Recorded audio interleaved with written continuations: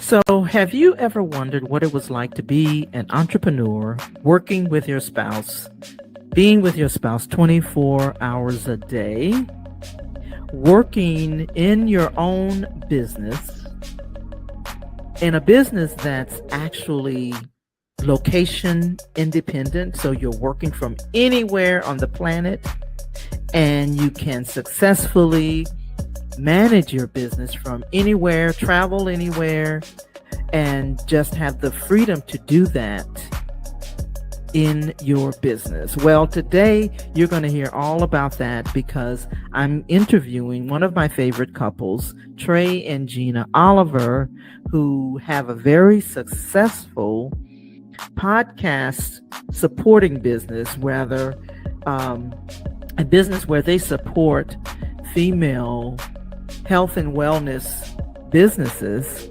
managing their podcasts, managing their social media, and all of those type of things. Work together 24/7, love each other, and still love each other, right? But today I'm interviewing one of my favorite couples again. And so you're going to hear all about it in this podcast. So welcome. Welcome to the podcast. Thank you so much for joining me. I am always excited to have you guys here. You're like my favorite couple, and you know I love the love story. So what we're going to do is I'll get the link so that they can hear your love story, right? Because I'm always excited to share you all's love story because I just absolutely love it. I just absolutely love it. And I talk about it every time you guys come. So anyway, but welcome to the show. I'm excited to have Trey and Gina here joining me again. Hopefully it is not the last time. Let's talk about what you guys are up to now. So let me know. Let's talk about the business first, and then we're going to talk about ripple effects. Okay. All right. Thank you so much for having us. First of all, it's a pleasure to be here again. I feel like it's been 6 months since the last time. Yeah, it feels like it was like not that long. It feels like it was like a lot more recent, but that went by pretty fast. It did. It really did. Yeah. Yeah. That's because we're always thinking about each other. We're always, just kind of in the same, I can't think of the word I want now, but what is it? Telepathic or something? Is that the word I'm thinking about? I don't know. Anyway. But yeah, so go ahead. Let's see what is going on with you guys. Let's talk about the business. So go ahead and share, what you guys do for those who, don't know. Well, there's our guest there. Look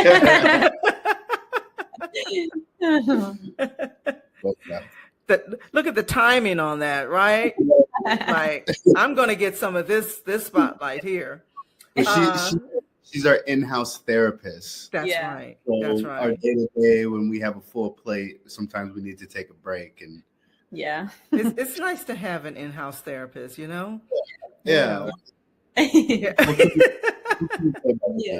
I would say that I think we talked a little bit about it last time, but for anyone new who's listening, we do podcast and social media management for female-owned wellness brands. And so in a nutshell, what we do is make your podcast sound crispy, take out the ums, make you sound professional, and we help you to promote it on social media. So, creating podcast snippets out of your episodes and increasing your visibility and reach with that. Yeah. Go ahead. Were you going to add something to that, Trey? No, that was great. Great. We get your podcast to industry standard. We get those juicy sound bites, those things that are very clickable, very quotable, those things that stand out, and we just make sure they pop. And we love to. Yeah. We've met some pretty cool people, and it makes our job way more fulfilling when people have a very strong message and something. Sorry. The therapist again.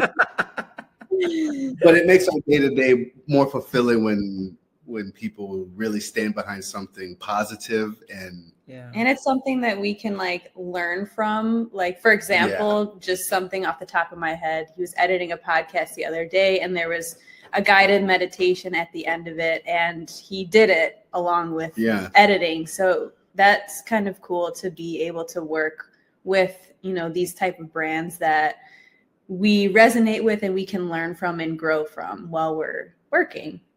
Yeah, that is so cool. Now, I don't know if we talked about how you guys got started in that business. And let's go ahead and share that with the listeners as well. How did you guys get started?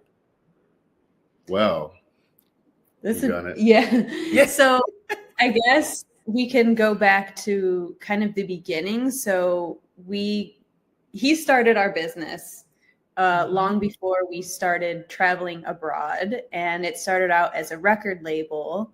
And that was when we were living in Atlanta, Georgia. And then we moved to the Philippines. And at the time I was teaching, but I was teaching English online because we had moved abroad. And it just so happened that the Wi-Fi was really bad where we were living in the Philippines. So I had to quit and kind of had like a quarter life crisis moment and was like, what am I going to do?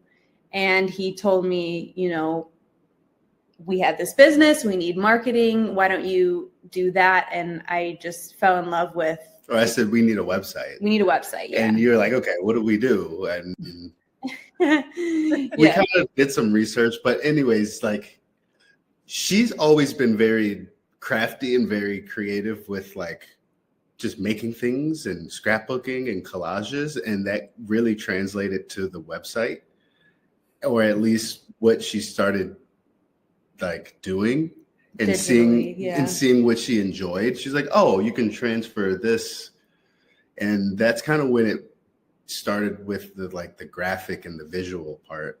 Mm-hmm. And fast forward to the pandemic, we were all inside and we were just like really honing these skills and growing, and the audio, the graphic design, the SEO, she was doing a lot of copywriting as well. And we'll talk about our podcast. Our last episode, or a few episodes ago, we talked about how we were doing these things separately.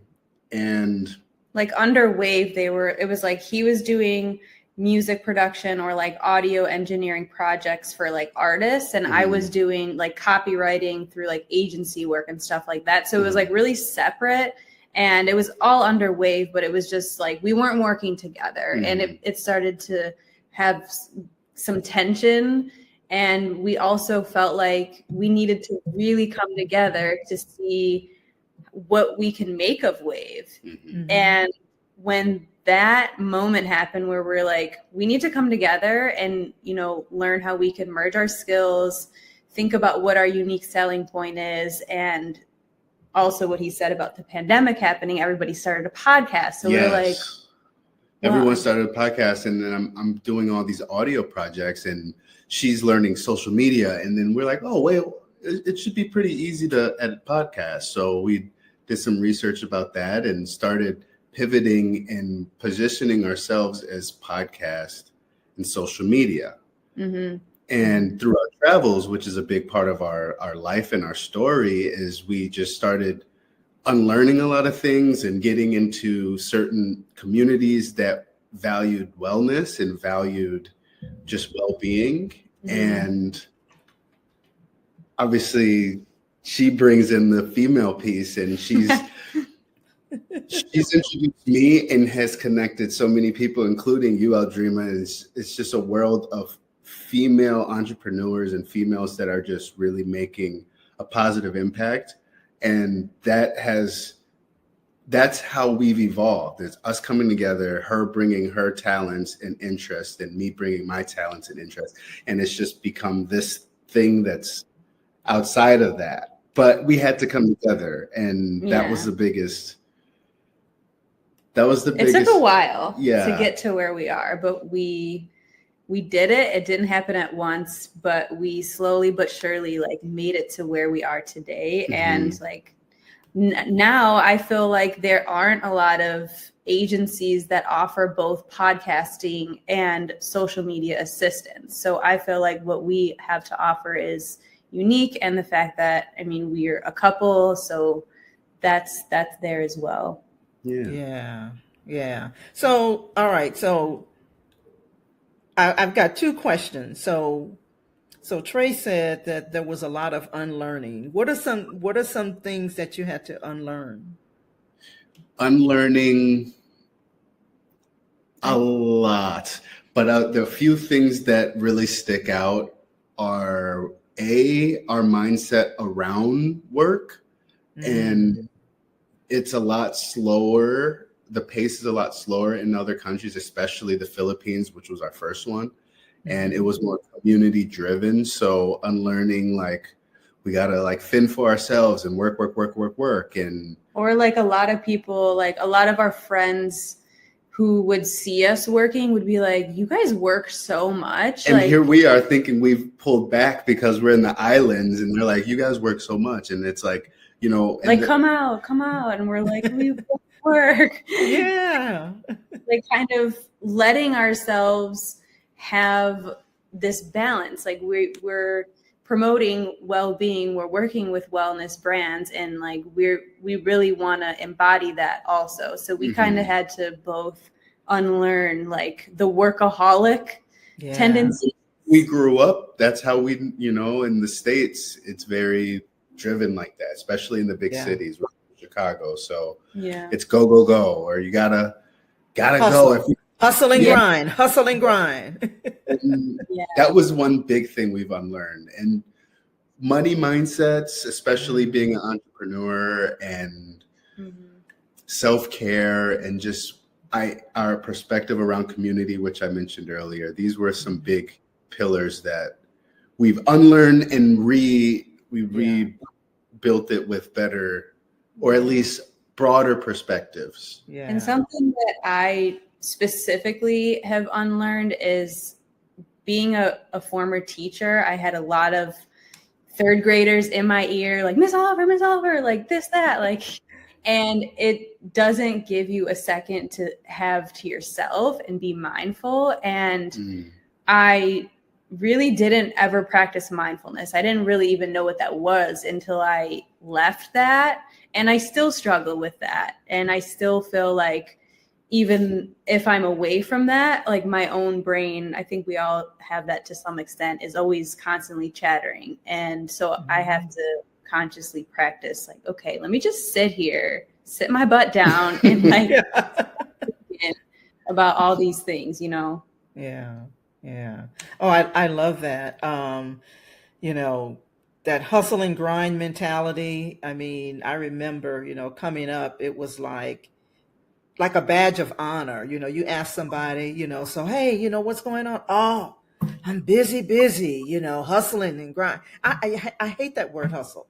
Like, you know, and so I've had to learn over the, you know, as I've gotten older, you know, hustle is not, it's not pretty. You know, it's not pretty. So, but yeah, that's a very, very powerful thing. And I know that, you know, the culture, you know, here, of course, you know, I'm in the United States, but, you know, that's what we're being taught.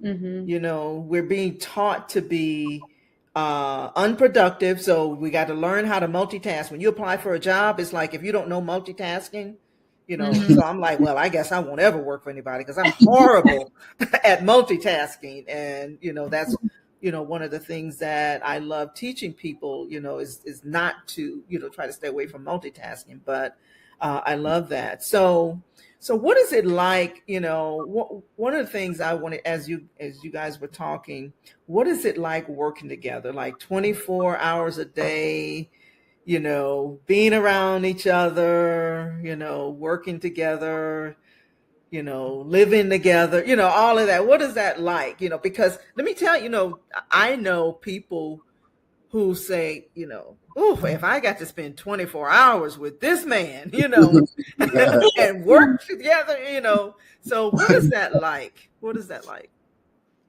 I think that because we, like the first part of our marriage, we were so separate. And even before we got married, we were long distance for so long. And so being able to live together and then to be able to work together and not be, when you have separate jobs and you especially are going into an office, you don't see your significant other for basically your whole life. And that's, takes a toll on you. And I think that once we did make the decision to work remotely and be together more, like, I think that we were happier. And, of course we butt heads, it's natural. And like, we're both tourists. So like we naturally, butt heads, and we have to plan our alone time and our space apart. Like we know that we need that. And I think that's an important part of it. And it's also important that we've kind of realized, okay, this is like work us, and like, this is how we're going to work together. And then, this is our relationship us, and we're not going to, it's hard to turn off the work talk, but we really have hard. To. Yeah. I was going to ask that. 24/7. It's like, we even say it, okay, we're done talking about work. And then like 15 minutes later, we just like get into it again. And we're just like, no. Yeah. But I think we're fortunate. I think we're very fortunate that we can stand each other and we can stand to be around each other. Yeah. It's not for everybody. And I understand that as well. So I'm not going to sit here and say, oh, everyone can do it. But like, I think that our story, we were long distance for so long and just longed to be together for so long. And then when we did move in together, it was like, wait, so we got to be apart for like 12 hours a day too? Like, wait, it doesn't even feel right. So when we moved, like we already started being together 24/7 before we really merged with the business. So the business kind of just, and everyone did it during the pandemic. So we're like, cool, we are doing it. Like we're already together 24/7. So one thing I would like to mention too, and you were talking about multitasking and kind of like making things less, is when we came together with the business, working together on the same client really minimized the extra mental bandwidth. So we're working on the same content. This podcast was released, so they're talking about this. This is what we're making for social media. It's all connected, and it flowed better. And when she said the friction when we were separate, like it wasn't fluid. Now we're working on the same clients. We're all together. We're all on the same page. It's like a team. And that's something else that a lot of marketing teams, like they're like truly separate. It's just like there's a copywriter and then there's like a social media manager. Like it's very separate. And like, whereas we are really like working together, it's like, okay, I'm going to make the script for this reel. And then you're going to, edit the audio. And then like, we just pass off the task. Just the other day, I was working on a client and she was working on a client, and then we stopped and it was like, all right, switch. And I do the other half, the audio part of the client, and you do the graphic part of this client. And we like switch. I was like, that's pretty cool. We weren't doing that 3 years ago. We had a moment and was like, so I guess I could stand her 24/7. I could do it. No, I love that. I'm one, and I know I've shared this with probably, both of you guys before. My husband and I, we launched a business together. We have been married for this year would be 26 years, but we love being together, and I'm a homebody. And so, so there are times when I know that, he needs his time, because anytime, he gets, home from work or whatever, I'm here, so I get my time alone. He gets his time alone if he's, out working or whatever, but it's different from, being able to just like have your space, but also respecting that, we're one, but we're also individuals. And so that's so important. That doesn't mean, he loves me less or I love him less or anything like that, but there's times when, we're not talking, not because we're mad or anything, but just because, he's processing whatever, I'm processing whatever, and we're able to come together. And so, but that has worked for us, for the past 20, almost 26 years. Now we had to get to that point. We got married later in life. I was 39 and he's 4 years younger. So he's 34, 30. Yeah. 4 years difference. And so, you get to the place, in your marriage where it's like, okay, things just, they're clicking, like I'm not going anywhere. He ain't going nowhere. So can we get your story? We haven't heard your story. Oh yeah. So my story is that, so my husband and I, we knew, it's actually interesting. So we met probably like 10 years before we even dated or anything. So we were friends, but we had kind of lost contact with each other over like 10 years. And so we met like at his birthday party, and he remembers he remembers everything. He remembers what I had on. He remembers what I was, what I looked like, everything. But anyway, it was like when I walked into the room, the men all paused, so, but, but anyway, so, it was his birthday party, and I went, with a girlfriend of mine. And so, we talked a little bit like after he called to see, whether I got home okay and all that kind of stuff. But then over about 10 years, we kind of lost contact. And, but one time we ran into each other. He was working for a company, and we ran into each other on the elevator, and was like, hey, how's it going? Blah, blah, blah. So that was, then a few years came, passed by after that. He called me out of the blue. So that was like, speeding up, 10 years, over the 10-year period. We kind of connected one time, lost connection. He called me out of the blue. Hey, what's going on? How are you doing? And I'm the kind of person, my phone number has never changed. So, and he didn't lose my phone number.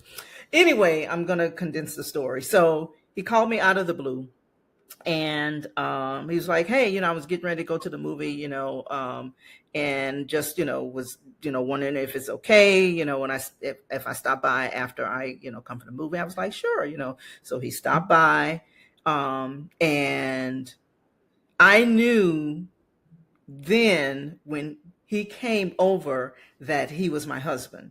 I didn't know that at first. I knew it when he came back, because at first, when we first met, I was like, And so, but then when he came back, I kept hearing in my spirit, this is your husband. This is your husband. Wow. And so I said, and so that was like, 10 years after that, it was Thanksgiving. And so I said, I can't remember how we got to that conversation, but it was like over the, a couple of weeks or whatever.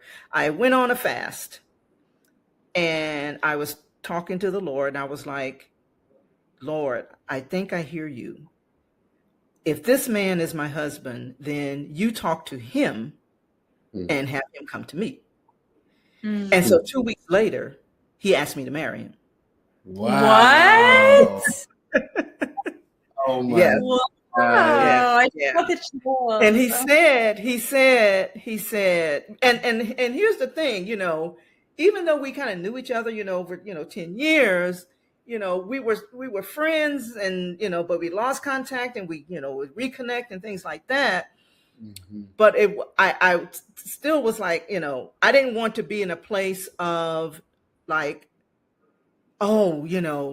how some people will say, oh my gosh, I know this is my husband. And, they get all spiritual and all this. I wanted to be sure. So he asked me, this is how he asked me. He said, you know you're going to be my wife, right? Wow. That's how he asked me. I said, yeah. I said, I know. You know. That was how he proposed. And so that's then we started set, our wedding date and everything like that, and got married the following year in September. So that's a long, but it's a kind of, the short story. Yeah. That's amazing. Wow, that's a great story. Yeah.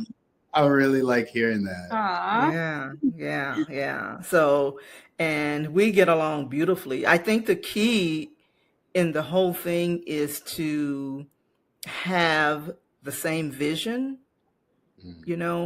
like, Team Harper. That's what it's all about. Like, I'm sure for you, it's Team Oliver, like, anything outside of that is not working, So having the same vision, for each other, having, he has a vision for us. He also has a vision for himself. I have a vision for me, but we have, a vision for us, so, and so it just works. We don't even argue a lot. People, I was going to tell you this because people tell us the same thing. People tell me, or they tell him that we look alike.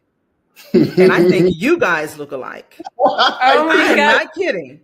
We're morphing. I've been telling her That's that. a I'm thing. like, I think it transcends race. I think we spend so much time together. Yeah. All the things we do is together. Yeah. I really think we're morphing together. That's a thing. That's a real thing. Yeah. man. I do believe that, because it was you guys had put something on social media or something one time, or it might have been on Instagram or something, and I was sitting there, I was like, man, they look alike. And you guys do. I mean, you really do. So that's, always a beautiful thing. I mean, when people tell me that, it's like, okay, I take it with, with grace, and I embrace that, yeah, I'm okay with that, So yeah, it's a beautiful thing. It's really a beautiful thing. So let's let's move into talking about, we've talked a little bit about your business, and, talked about, your story and how you guys work together, and all that. So how did you move from that to, because I know initially you didn't have a podcast and you just recently launched a podcast. So tell us about that and how that came about. I think so. Wave Enterprise was his shower thought, and Ripple Effects was my shower thought. I don't think the name of it. The name was mine. Yeah, the name was his. Yeah, it's really cool. Yeah. The idea, the entire idea. Yeah, started was me, and we kind of came together on like, okay, I think it's time to do this. Like, we've been, we do podcast management for other businesses, and it's time for us to have our own and really feel, what it's like to have a podcast and to get our message out there. And so many people would ask, well, do you have a podcast? Do you have a podcast? You guys need a podcast. And after working on so many, helping so many, seeing how it really runs from the inside. Yeah. When she came to me with the idea of us having a podcast, and it was like, she mentioned, like, we really will have even deeper knowledge, firsthand knowledge, if we have our own podcast. And there are things that we've learned by having our own podcast that we didn't know before. There's little nuances that we just got firsthand experience, and especially setting up like a whole studio, and like we have our portable studio, and doing that, and like having a video podcast is different from what we have done with our clients, at least. But it's very smooth because we've done it so much, and so it's our baby. But it's like I think we could flip a switch, because when it's time to edit it, it's just like boom, boom, boom, and then it's time to do the show notes. It's like we're just like a machine, and it's like, oh wow, like we just did that so quickly, and it's like, well, we do it all the time. So So what are some things that you see that? What are some mistakes that you see podcasters make? Good question. I think that the podcast quality, the audio has to be, I mean, you don't need a whole expensive setup, but I think just knowing little, ways to enhance your audio, because we've all heard a podcast episode where there's like screechy noises and like stuff in the background, and we don't want to listen to the whole thing because it's hard to hear it, or it's just hard to listen to it. It doesn't resonate with us. And I feel like that's definitely a big deal, just like off the bat. Yeah. I think that is a big deal. I also think that it may be hard if you don't have the resources or the setup to avoid. So if the message is there and the quality isn't, I think the message can still shine through, but I think audio quality is really important. The first thing that popped in my head was intro length. I think sometimes if you're starting the episode at 5 minutes, like you lost me. Like, I'm sorry. And even with the feature that you can speed it up, it's like, what's up? And some podcasts have sponsors, and I think that's cool and all, but with the overall flow, the first like 3 minutes should be concise. The intro, the opening quote, and then getting into the episode, what the episode is about, like it should be pretty quick. Yeah. So how long should their intro be, you think? Like 30 seconds, a minute? Yeah, I think 30 seconds. 30 seconds to a minute is, I think, less, even 59 seconds or less. Yeah, 59. Better. I think sometimes a minute is tasteful, depending on like what the podcast is.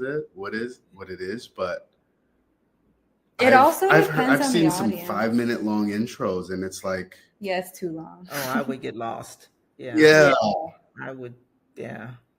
There's no cookie cut, but I think 30 seconds to 60 seconds is it's a sweet spot. Yeah. Ours is like 6 seconds. It's just like, boom, get right into it.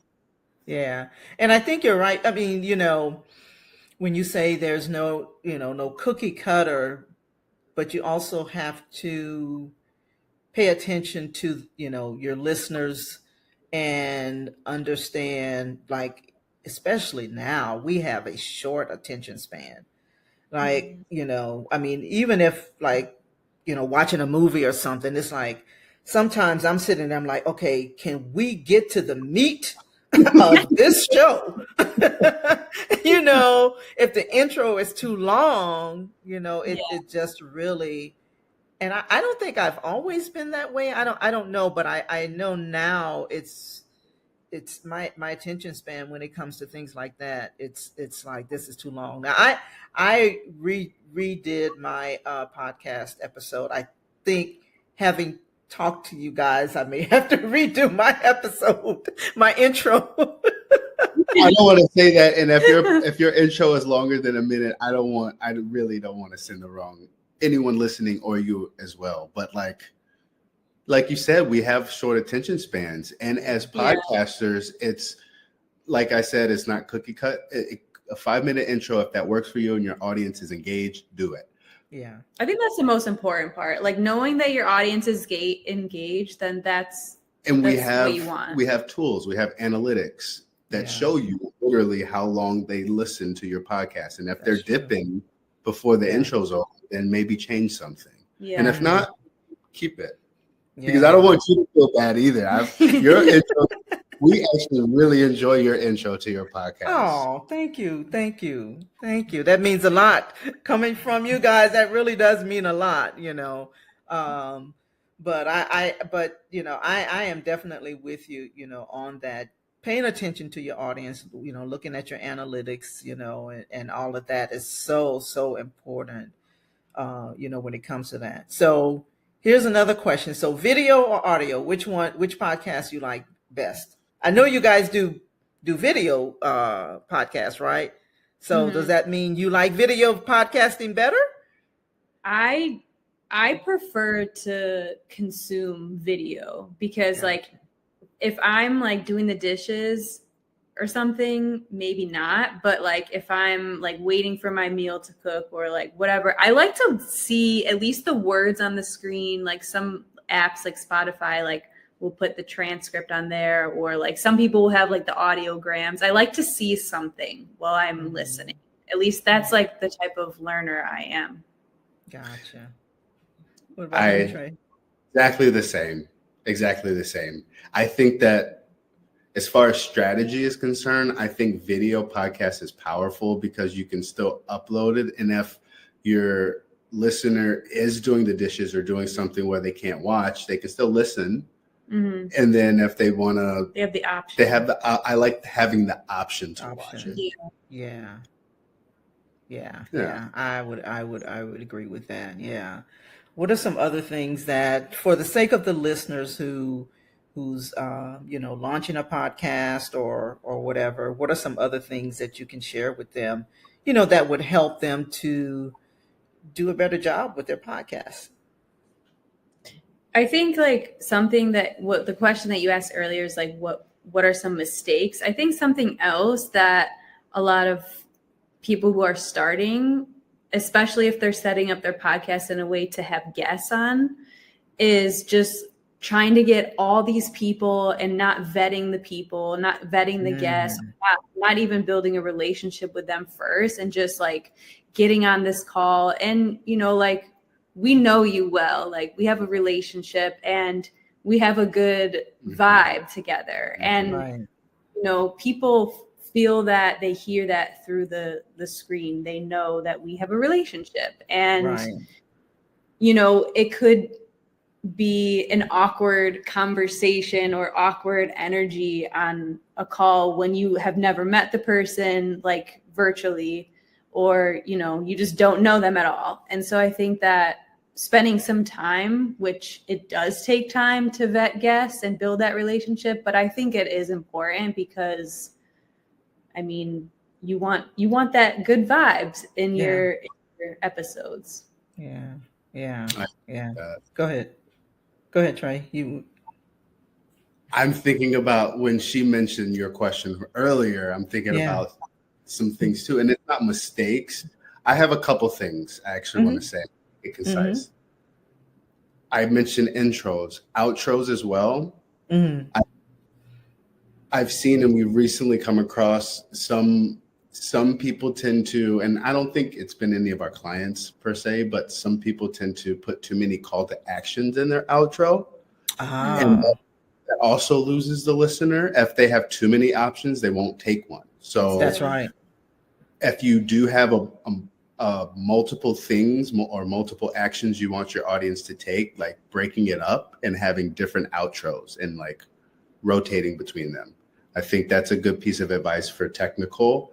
A little bit more abstract is like when people come to us and inquire about services, it's usually because they have a business that's been established, it's growing, and they have a platform, they have an audience, and they're like, I think now is the time to start a podcast. I think because I have services, I think the podcast will generate traffic or more traffic to my business. And that allows them to have clear messaging. It allows everything to, like the CTAs, the conversations, when you are vetting guests, it's all intentional. So everything kind of flows from there. And like, we kind of have an ongoing joke, like nowadays everyone has a podcast and like everyone's starting a podcast. And it's just kind of like, just people are just throwing stuff at the wall and seeing if it sticks. But I feel like even if it's not like backed by a business, if you want to start a podcast and you're listening to this, like, what is it that you're passionate about? What is it that you want to talk about? And like, write it down, write out some thoughts about it before starting. So like, there is some cohesion, and there are times where you kind of just like learn as you go. But I feel like having some kind of clear identity or a clear like message makes everything fall into place. Yeah, absolutely. What are some audio tips from a sound engineer perspective What are some audio tips that you would have for us? Well, you're doing one way better than us right now. You got a really nice mic right there. I think that that's a really sound investment if you want to be a little step above beginner podcaster, a little more serious, invest in a mic. Yeah. If you can't, or if you are doing remote interviews like via Zoom or something like this is way cooler.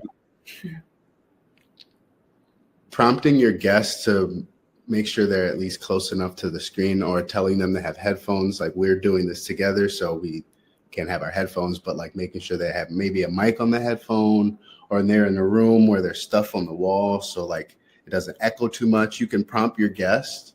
So there's some actions you can take prior to the interview that could get the best possible.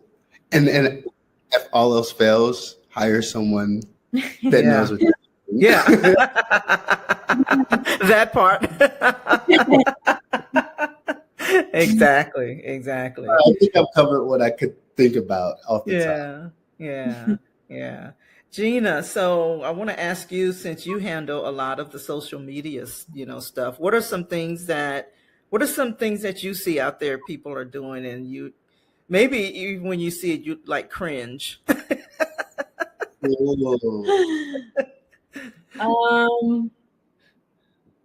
I guess just kind of like being all over the place with the video content with your episodes, and like, one video have like just some completely different branding, and then it's just like not identifiable, and it all needs to be either clearly visually representative of your business if your podcast is part of your business, or your podcast needs to have its own branding. So like for us, we have the same branding for our podcast as we do our business, and so it's very clear that that's part of our business. And I think that's a biggie. That's good. What else? I don't want to cut you off, but I just keep hearing this concept of cohesion, and like one thing we both keep saying is like everything like needs to be the same. Whether it's the messaging, the branding, the audio levels, everything should be cohesive, and that's what keeps people engaged, whether it's scrolling through social media or listening. And that's what makes people remember your brand is when, I saw them on Facebook, but then I also saw them on Instagram and it looks the same. I know it. And they keep popping up. So I'm going to remember them now. Yeah. You see something like, oh, that must be so-and-so, Yeah. I saw the graphic that you guys put together for the next event. And it's like, I loved it. I was like, okay. That's what we're talking about here. Like, you see that, you're like, okay, who are they? What are they doing? Yeah, when I saw it, I was like, okay, yeah. Because I mean, I'm not, I definitely am not a a graphic artist by no means. I do the best that I can, but it's like when we're always in our head and stuff, and then we see something that when someone else does it, like when Gina, did that, and I looked at it, I was like, wow. I mean, I just, it was just like, this is popping. It popped, So, I mean, I absolutely loved it. I guess I hadn't had a chance to tell you that, but yeah. Because I put it in, I mean, as soon as I got it, I put it, in the group and on the event, and all of that. It was like, yeah, it's time to, change that, So yeah, thank you so much. Yeah, that's awesome. Yeah. For our listeners, make sure that you attend our free networking event with Aldreama and I. Yes. It's on the 21st of May, depending on when this airs, but every month. Yes. We love meeting, new people, and it's a lot of fun. We meet people from all across, the globe and everything. So yeah. So what are some parting thoughts that you guys may have that if we got off the call, you think, oh man, I wish we had covered that? Well, something that I want to say to anyone listening, I actually posted this in our Facebook group today, which is, if you feel like you should start a podcast, you should do it. Just do it. Like, you can figure out all the things along the way. Yes, you should have high quality audio. Yes, you should have a strategy. You should have all the things, but you will figure it out. And you should do the thing. Otherwise, somebody else will do the thing. Yeah. So whatever it is, just put yourself out there and That was mine. That was, stole it. She stole my. I was so mad. I'll double down on it because it may contradict some things we said in the episode before. These are technical tips, especially if you want to level up. But if you have the itch or the urge to start a podcast, even if you don't have the messaging, even if it's not audio quality, no mic, nothing, do it. Start it. No team. Just do it and see and learn along the way. It is a playground. At the end of the day, we're big kids and making splashes. And if you have that, do it. We're doing it, and that's how we met. Yeah. Oh, I love that. I love that. I know I said this was those were parting thoughts, but did we talk about how you guys came up with the name Ripple Effect? Did we specifically? No. I don't want us to. Yeah. I want us to lose that. It was more so a shower thought. We were thinking about it because we started talking about the podcast and like mapping it out, and then we're like, we need a name because it's all about connections and how everybody is connected and how one connection could lead to another opportunity, another connection, and it's a never-ending cycle, a never-ending thing, and we all have a part in it. And I was thinking water, wave. Okay, Wave Enterprise.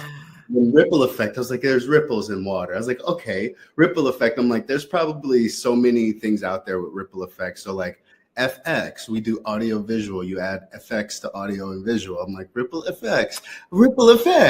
And then I told her about the spelling. She was like, that's it. And I was like, let's do it. Ripple Effects. Yeah. I love the name. I love it. I love how, because like when you guys talk about cohesiveness, your brand and your business, which is Wave and, Ripple Effect. I mean, it's just all cohesive. I just think about water and island and, trees and, well, I don't really like trees because trees have bugs, but,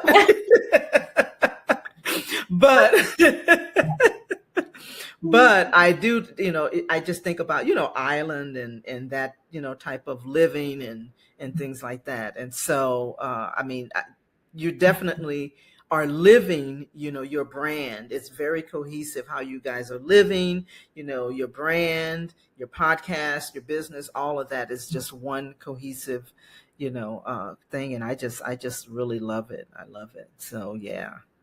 Thank you. That means so much.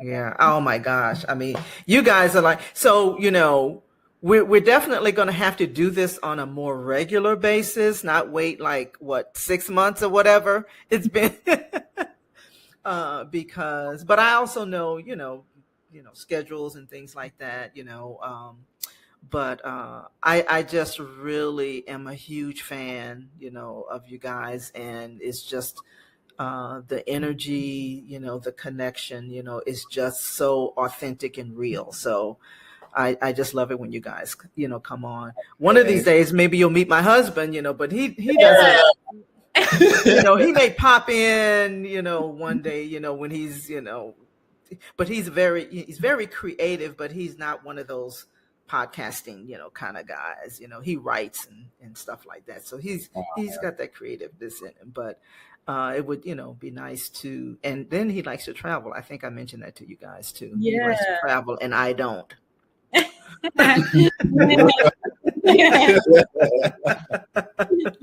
So, but anyway, so thank you so much for joining me today. We're definitely, this is like I said, we'll do this on a more regular basis. I love having you guys, and we'll make sure that the your information is in the show notes and all of that stuff. And since you guys will be doing the editing,